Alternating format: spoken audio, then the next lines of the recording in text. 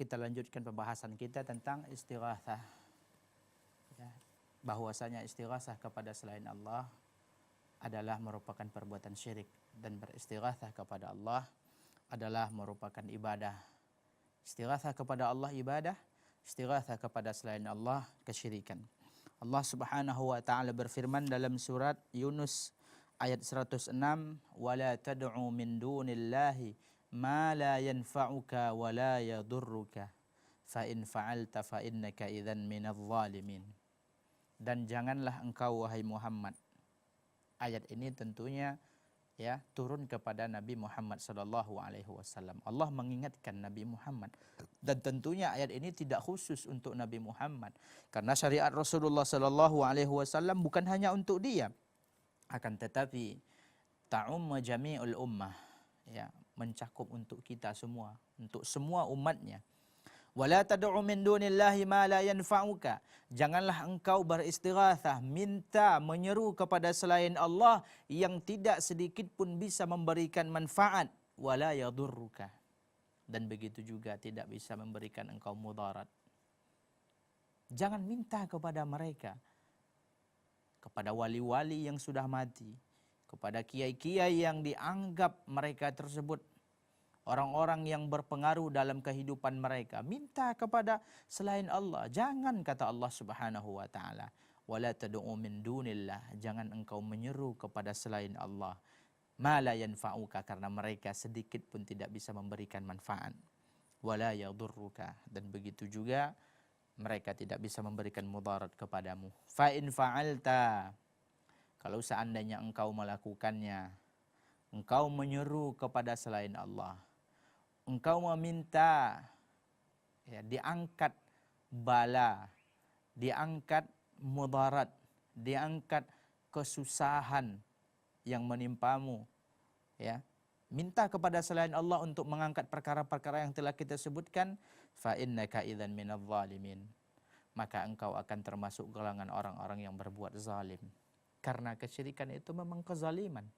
Kesyirikan itu merupakan bentuk zalim kepada Allah Subhanahu wa taala. Yang menciptakan kita Allah Subhanahu wa taala, yang memberikan segala nikmat kepada kita Allah Subhanahu wa taala, yang menghidupkan, mematikan kita, menumbuhkan kita, semua yang dilakukan oleh Allah Subhanahu wa taala. Kemudian ketika kita ditimpa suatu kemudaratan, kita minta kepada selain Allah, ini merupakan perbuatan zalim. Inna syirka la zulmun azim. Jadi ayat dari surat Yunus 106 ini jelas-jelas memberikan kepada kita penjelasan bahwasanya kita dilarang untuk beristighatsah, dilarang untuk menyeru kepada selain Allah Subhanahu wa taala. Dalam hadis Rasulullah sallallahu alaihi wasallam, dalam hadis yang diriwayatkan oleh Imam Ahmad, wa alam annal ummata law ijtama'at ala an yanfa'uka bi syai'in lam yanfa'uka illa bi syai'in qad katabahu Allahu lak. Ini pesan Rasulullah sallallahu alaihi wasallam kepada Abdullah bin Abbas. Rasulullah katakan, ketahuilah wahai Ibnu Abbas, kalau seandainya semua umat ini mereka sepakat untuk memberikan suatu manfaat kepadamu atau ya menolak suatu kemudaratan darimu, lam yanfa'uka illa bi syai'in qad katabahu Allahu lak. Mereka tidak bisa memberikan manfaat itu ya walaupun sedikit, kecuali dengan apa yang telah Allah tuliskan. Jadi kalau Allah tidak izinkan, mereka nggak akan bisa.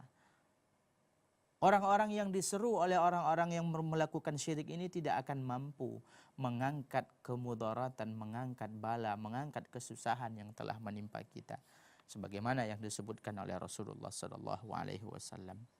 Maka barang siapa beristighatsah, minta, datang ke kuburan, datang ke pohon ini, datang ke wali ini, kemudian minta, sembuhkan penyakit saya ya wali, sembuhkan penyakit anak saya, jadikan rumah saya, rumah tangga yang damai, jadikan suami saya. Minta kepada selain Allah Subhanahu wa ta'ala, menyeru kepada selain Allah, ini merupakan istighatsah bi ghairillah.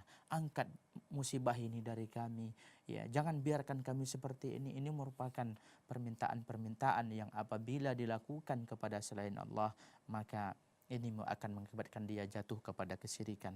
Kemudian ayat yang kedua yang disebutkan oleh Syekh Muhammad At-Tamimi dalam bab ini adalah yaitu firman Allah Subhanahu wa taala dalam surat Yunus ayat 107, wa in yamsaskallahu bidurrin fala kashifalahu illahu. Ini ayat sangat jelas sekali, ya, menjelaskan kepada kita bahwasanya kemudaratan, ya, yang menimpa kita fala kashifalahu illahu, tidak bisa diangkat kecuali oleh Allah Subhanahu wa taala. Wa iyamsaskallahu bidurrin, dan ketika Allah, ya, menimpakan suatu kemudaratan kepadamu, memberikan suatu musibah, suatu bala, suatu mudarat, fala kashifalahu illahu, maka tidak ada yang bisa mengangkat mudarat ini kecuali Allah Subhanahu wa taala. Ini harus kita pahami, harus kita betul-betul hayati dengan baik. Apapun mudarat yang menimpa kita, apapun bala, musibah, keburukan, mudarat yang menurut kita itu adalah buruk, dur, suatu kemudaratan yang menimpa kita, tidak ada yang sanggup, fala kashifalahu illahu. Ya. Kalau kita lihat kaidah usul fikih di sini, kashifa ini di Allah Subhanahu wa taala membuatnya dalam keadaan bentuk nakirah dan sebelumnya ada huruf nafi. Para ulama mengatakan an-nakirah fi siyakin nafi tufidul umum. Kalau ada isim yang nakirah kemudian didahului oleh suatu penafian, itu menunjukkan suatu keumuman. Tidak ada suatu pun, siapapun dia, fala kashifalahu, tidak ada, semua mencakup. Siapapun tidak akan bisa, ya, mengangkat kemudaratan tadi, illahu, kecuali Allah Subhanahu wa taala. Ai in yusibukallahu bidurrin wa bala wal marad wal faqr wa nahwi, ya, engkau ditimpa kefakiran, engkau ditimpa penyakit, engkau ditimpa musibah, engkau ditimpa bala, masalah, maka tidak ada yang bisa mengangkatnya melainkan Allah Subhanahu wa taala. Maka minta kepada Allah Subhanahu wa taala. Tidak ada bisa yang memberikan, tidak, la yamliku naf'a wala darra, la yanfa'uka wala yadurruka. Ya, jangan menyeru kepada wali-wali, kepada kuburan-kuburan, kepada kiai-kiai, alladzi la yanfa'uka wa la yadurruka, yang tidak bisa mendatangkan manfaat dan mudarat kepadamu. Kemudian ayat ketiga yang disebutkan oleh Syekh Muhammad At-Tamimi dalam bab ini yaitu firman Allah Subhanahu wa taala, surah Al-Ankabut ayat 17, innal ladzina ta'buduna min dunillah la yamlikuna lakum rizqa fabtawu indallahir rizqa wa'budu.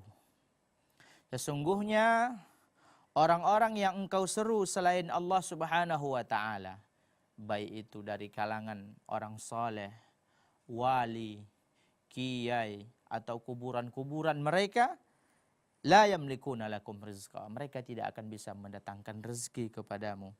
Maka oleh karena itu, fabtawu indallahir rizqa, maka mintalah hanya kepada Allah rezeki tersebut. Orang-orang yang kamu seru, orang-orang yang kamu sembah, orang-orang yang kamu beristighasah dengannya, beristighasah dengan selain Allah Subhanahu wa taala, mereka tidak akan bisa memberikan rezeki, mereka tidak akan bisa mengangkat kemudaratan, mengangkat kesulitan.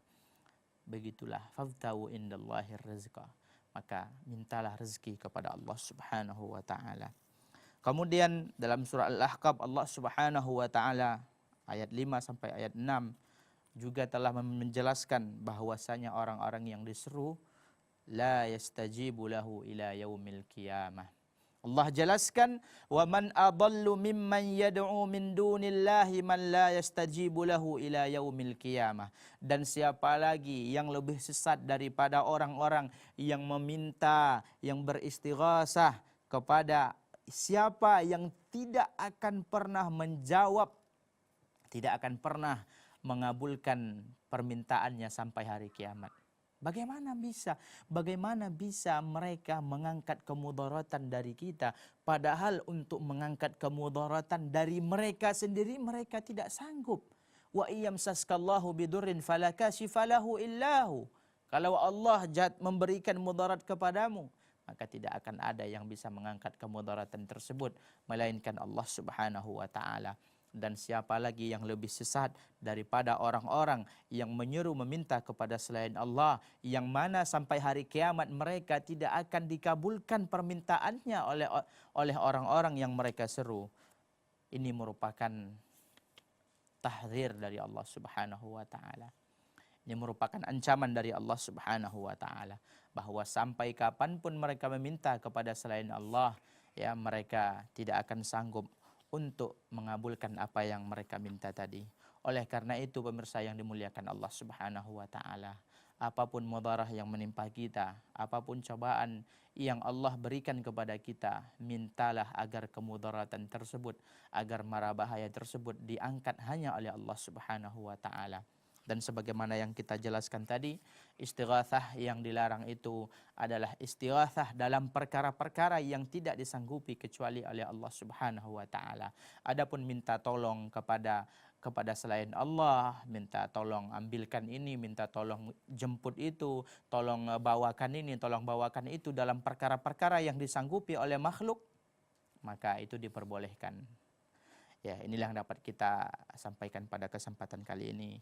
Semoga dengan mengenal, dengan menyimak ayat-ayat yang telah kita sampaikan tadi, tambah kokoh tauhid kepada dalam hati kita, sehingga kita dijauhkan dari isti'anah, dari isti'adah, dari istighatsah bi ghairillah. Mudah-mudahan Allah Subhanahu wa taala menjadikan kita mukmin muwahhid yang sejati, yang selalu menjaga keimanan dan tauhidnya dari bahaya perkara-perkara syirik. Wallahu a'lam. Iya, baiklah sahabat kaum muslim, barusan saja sudah kita dengarkan bersama-sama apa saja yang telah disampaikan Ustaz Ali Masnur. Nanti kita akan lanjutkan kembali setelah pesan-pesan berikut ini.